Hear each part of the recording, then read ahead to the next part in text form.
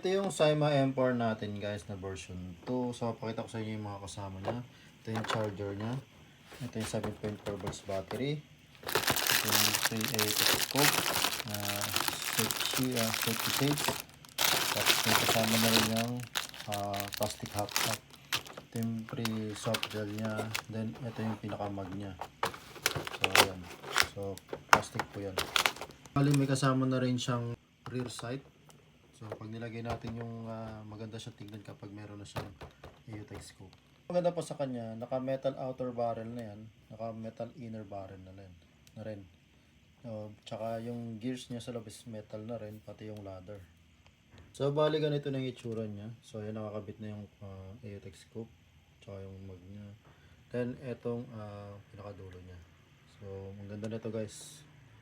Meron siyang single shot, tsaka full auto.